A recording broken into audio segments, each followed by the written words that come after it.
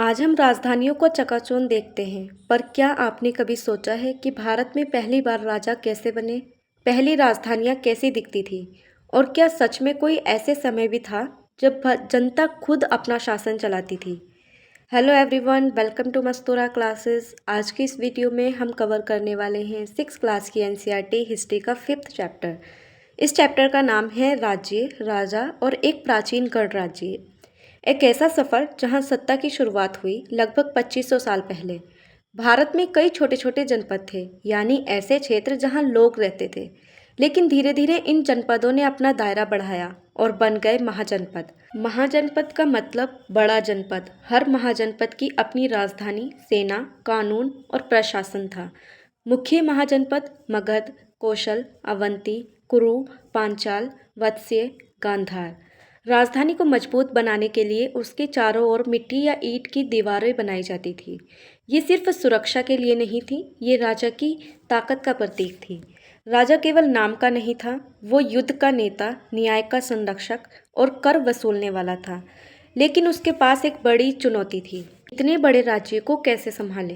राजा के प्रशासन की विशेषताएं: कर यानी टैक्स, खेती की उपज का छठा हिस्सा जिसे भाग कहा जाता था, श्रमदान, लोग सड़कों, किलों और सिंचाई के लिए काम करते थे, स्थानीय सेना, हर समय तैयार रहने वाली फौज, जासूस, राजा के लिए जानकारी जुटाने वाले।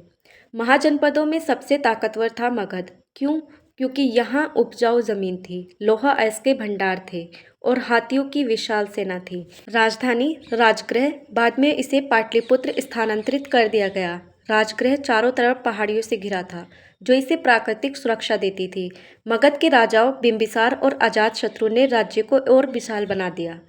उन्होंने युद्ध किए, दुश्मनों को हराया और अपने शासन को मजबूत किया। लेकिन ये कहानी सिर्फ राजाओं की नहीं है।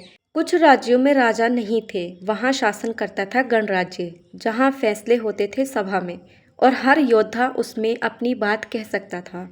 सबसे प्रसिद्ध गणराज्य था वज्जी संघ। इसकी राजधानी थी वैशाली। वज्जी संघ में लोग मिलकर युद्ध की योजना बनाते, कानून तय करते और न्याय करते। यह प्राचीन लोकतंत्र का रूप था, जहाँ जनता ही शासक थी। यही वो समय था जब दो महापुरुष सामने आए, गौतम बुद्ध और महावीर जैन। दोनों ने सत्ता, युद्ध और लालच के बीच अहिंसा, करुणा और समानता का संदेश दिया। उनकी शिक्षाएं इन महाजनपदों और गणराज्यों में फैली और आने वाले समय में भारत के इतिहास की दिशा बदल दी।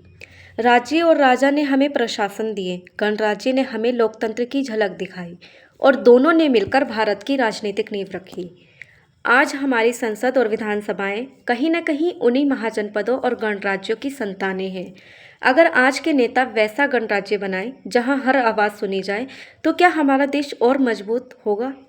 तो दोस्तों, ये था हमारा 6 क्लास की एनसीईआरटी हिस्ट्री का 5th चैप्टर। आई होप आपको अच्छे से समझ आया होगा। ऐसे ही और वीडियोस के लिए हमारे चैनल को सब्सक्राइब करें।